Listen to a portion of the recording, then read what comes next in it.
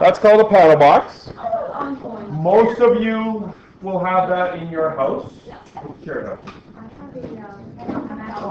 So after we're done today, you'll know what a fuse box and a breaker panel do. Like, why are they in your basement? What a GFCI outlet is for. Why some plugs have two different size plugs, or prongs, I guess, and why some plugs have 3 prongs. This should probably say prongs, not plugs. That's what we're going to find out today. Does that look like a big mess to you?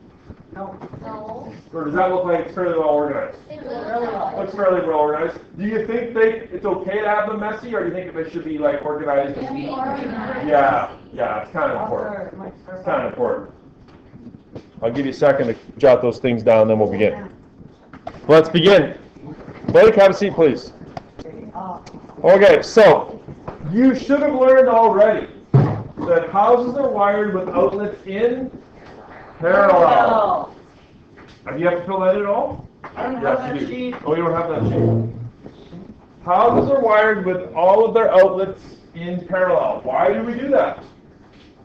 Well, so that the circuit will work regardless if anything is plugged in or if a light bulb burns out, right? Like, it would really suck if you had to have something plugged in every outlet just so that they would all work, right? And you sort of saw that when that little demonstration thing I have up on the shelf up there, right? Or if a light bulb went out, that all the lights would go out. That would suck, right? So electricians wire the house in parallel, which is a good thing.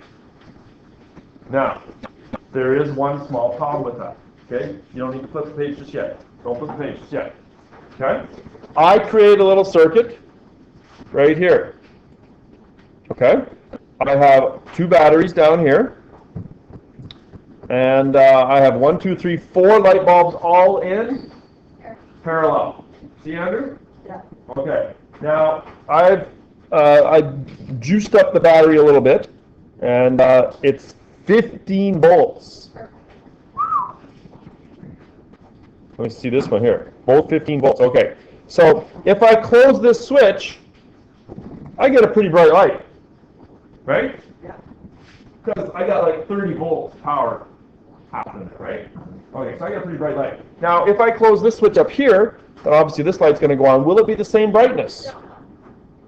Yeah. No. Yeah. Yeah, and that's what you see at home, don't you? Like, I mean, if you turn 2 lights on, one other light doesn't get dimmer, does it? Just because they're plugging, that doesn't happen at home, right? So they should be the same brightness. In fact, if I close all the switches, they're all going to get the same brightness, right?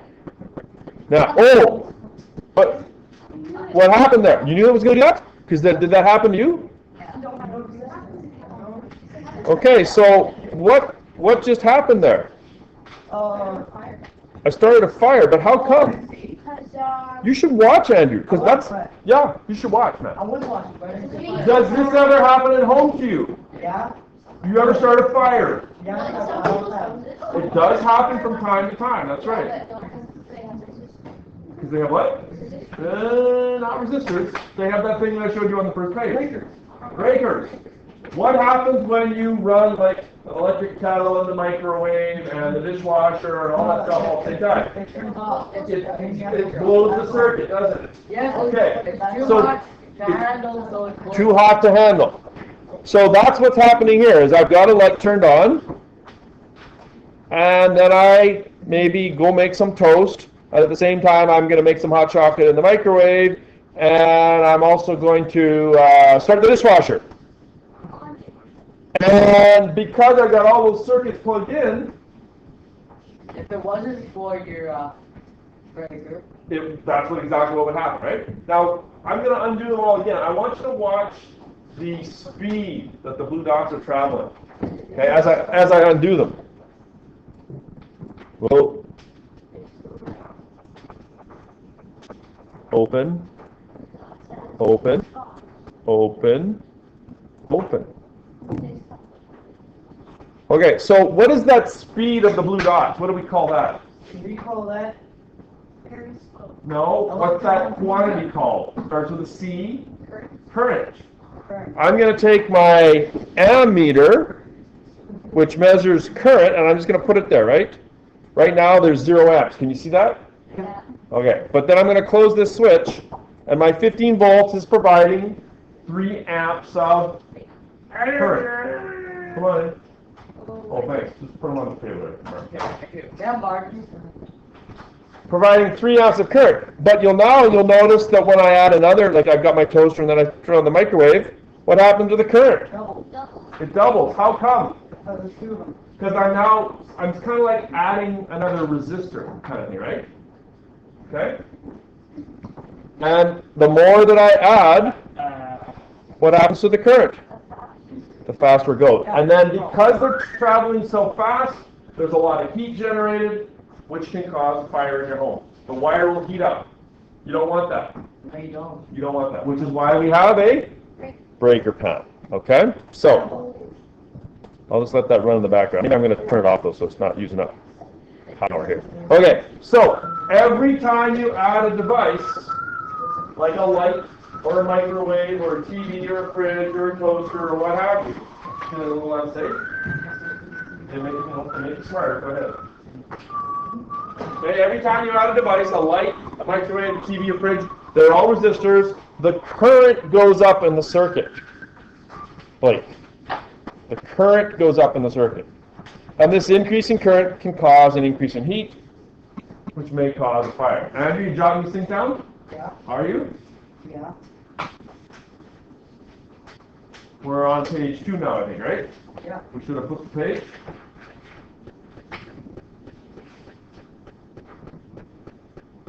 On the second page, I'm on. So the reason that this doesn't happen in your home is because of that panel box.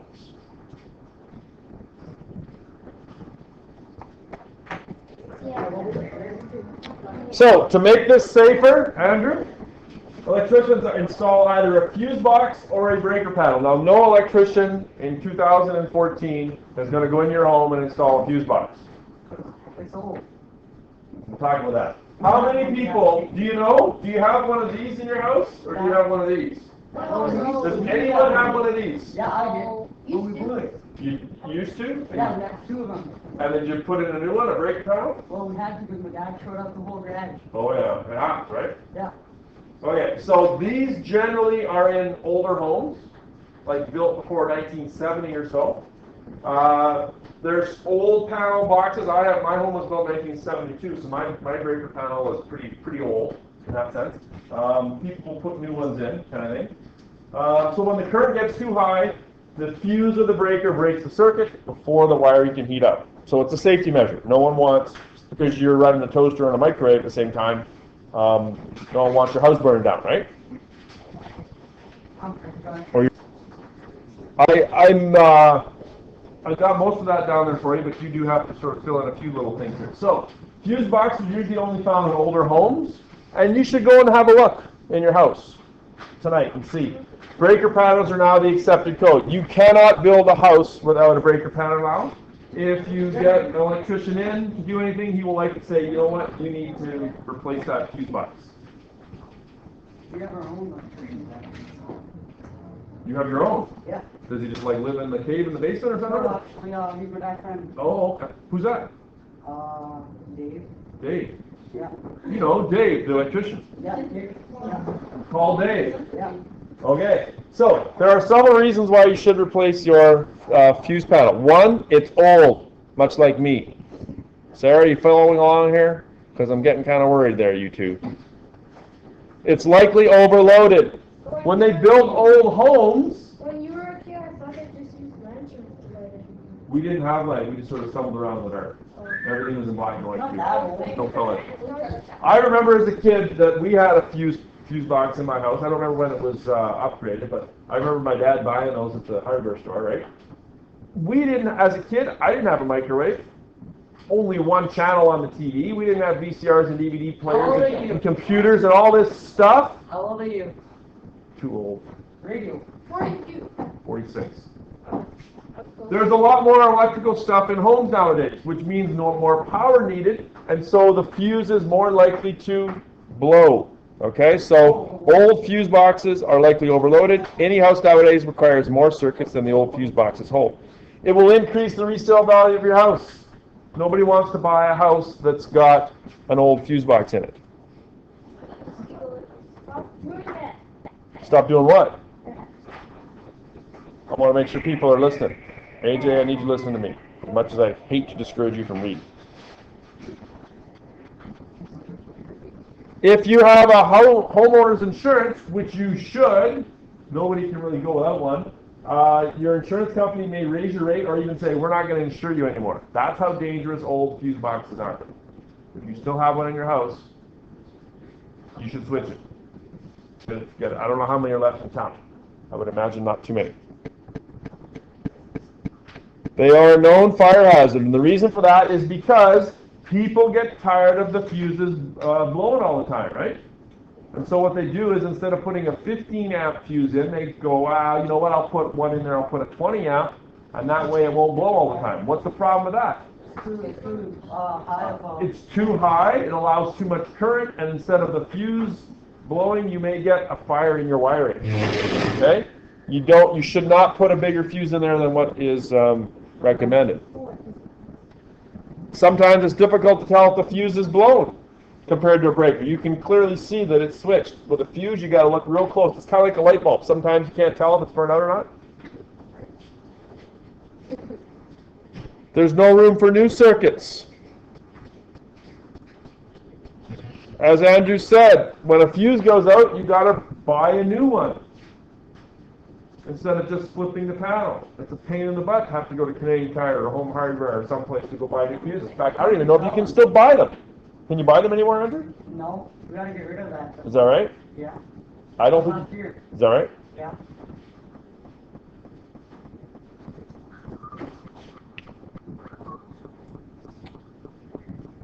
Looking at the face of the fuse panel, you cannot tell what the proper fuse size is. I still have a fuse panel. Do you? Yeah. Cover needs to be removed to determine the wire size. Changing fuses can occasionally be hazardous if you stick your tongue in there or your finger or something other. I did that. It's lots of fun. It drives you here. Okay. What do you get out of all this? Getting If you had to summarize it in one statement. Fuse bad. Breaker panel good. Right? Yeah. They're better. They're safer, they're better. Don't buy a house with a fuse box in it. Okay. So what? You're not gonna buy a house just to plug in? To plug in, do you have those in your home? Yeah. Where do you have them? Bathroom? For sure bathroom. Anyone got one in the kitchen? No? I have What about outside? I have a bigger one in the kitchen for the stove. Yeah? Yeah, the stove's got like a different, Hot tub maybe? Yeah, outside. I've got these outside as well. This is called a ground fault circuit interrupt, or GFCI, or just GFI. Sometimes we call them that, right? They're used in wet locations such as bathrooms and outside. They offer another level of security beyond breaker panels. They will blow before the breaker panel goes. Okay? They're You used. just go there, push that little button. Yeah, if it goes, you just press the reset, and you're good to go, right? Oh, we have a lot of them. Okay? Why are they used outside and in wet areas? Outside because of rain. Generally where it's wet because you're going to have a short circuit, and instantly the outlet will realize that and it will shut power down. Okay? In Manitoba, I looked up the building code last night. If you're building a new house, you must have a GFI. If it's within 1.5 meters of the sink, you must have a GFCI. I don't have them in my kitchen.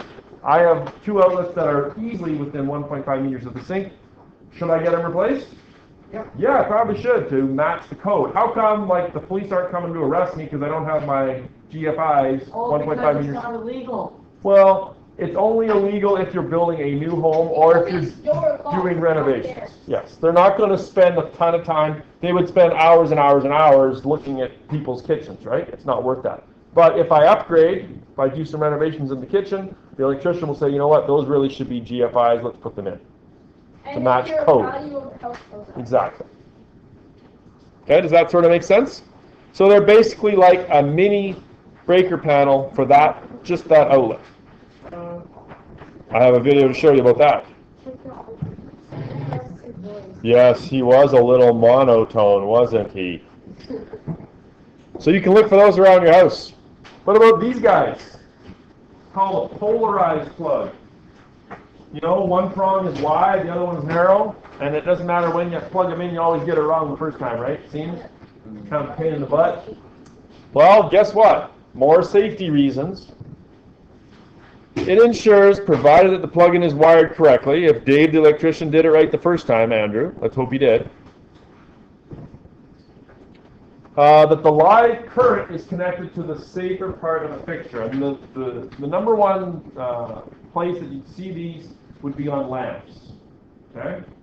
And generally old style incandescent bulbs like that one. Although the newer style, those curly ones, have this as well. Did you know that a light bulb has two, that should be a little misspell right there.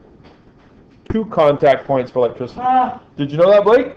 What? What are the 2 contact points for a light bulb that create? I mean, You remember like when you did these things, remember you had to connect one wire to the bottom and one wire to the side. yeah. Or otherwise it didn't work, right? Just like a battery has like a positive and negative, same kind of idea here. There's 2 contact points. Okay, and those 2 contact points on a regular light bulb are the threads, the metal threads around the outside, and that sort of kind of metal button, they call it, on the bottom. So often when you're screwing in a light bulb, It doesn't come on until it's right all the way in? No. Oh, You don't get shocked. because of these things. Okay, I'll explain, Blake. That's a great question. You know when you plug in a light bulb and it doesn't come on until it's screwed in all the way? Yeah. Okay, it's because that bottom button has to get all the way. Blake. It's hot. You need to stand, maybe? You can stand if you want. That's why I got to the table. Okay? It doesn't light up right away until it gets all the way screwed down because that bottom button has to contact the button there. Okay? Now, what if you're not very smart and you hold the light bulb by the threads when you're screwing it in? Is that a good idea? It's not a good idea. Okay? And in fact, people have been shocked before that has happened. The reason for the... What are you doing over there, Blake?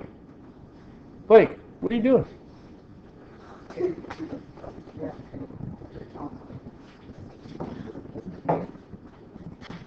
Okay, so the polarized plug, because there's what's called a hot, when you plug them in, one of the holes is hot, has electricity on it, the other one is neutral. Blake, over to your table, please. Did you win that? I did, I won them all. I'm trying to explain this, Blake. Okay, I'm answering your question. You asked me how come you don't get shocked. I'm explaining it. How do you know? How come?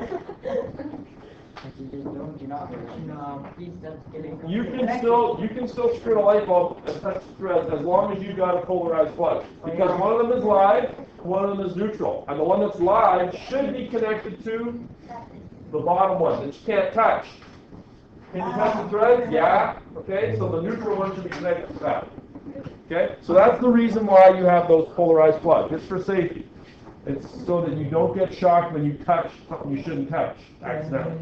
Okay? The one that's most dangerous is the one that's the least accessible. Okay? And generally you'll see those on lights. Does that sort of make sense? Yeah? Did I explain that okay? Yeah? Sort of, kind of? I got one more left to show you. And I do want to give you a little bit of time to finish up some stuff. What about these things? Anybody got maybe like an extension cord or something at home where that third one is cut off? Yeah. I remember my dad doing that. Stupid plug, take the axe off, cut it off. Safety, who cares about that? Your grandpa does that? Yeah, I'm not surprised. My grandpa would have done it too. Right? These came out when I was a kid. These kind of plugs are generally found on appliances with metal cases. Things like toaster ovens. Toasters, maybe a fancy coffee maker, maybe a computer. Why did they cut them off? So that they would plug into the wall. That still plugs into a wall. No, I'm saying if you had old style plugs that didn't have that hole. Does anyone still have plugs in their home that doesn't have the third hole? Some of you might. You should look. Yeah? Yeah? That's upside down? No, I think that's the correct way, actually. Is that right? Oh, really? I'll check with them. I don't know. It is not upside down. I don't know. I don't know. These allow the breaker to do its job if somehow the case becomes electrified. If somehow in your... Electrician? Pardon me? Is this Chandler electrician? He is an electrician. I'll ask him, because I don't know. What happens is, if somehow your toaster gets sort of knocked over or whatever, and a wire breaks inside, the metal case could become electrified, and then when you go to make toast, you could accidentally shock yourself, okay? If that happens, when the wire breaks inside and it touches the case, the grounding plug will cause the breaker to blow, okay? And you won't get shocked. Can I show the class video of a guy stabbing a knife into a toaster? No. See what happens? No. No. Yeah, do it, please. No. What's that video before? Okay, I'm going to wrap up. Give me 10 more seconds. Did we cover that? Yeah. Jeff, do you now know what a fuse box and a breaker panel do? You should. Do you know what a GFCI outlet is for? You should. Do you know why some plugs have 2 different size prongs? You should. Do you know why some plugs have 3 prongs? You should. Okay, I'm going to stop.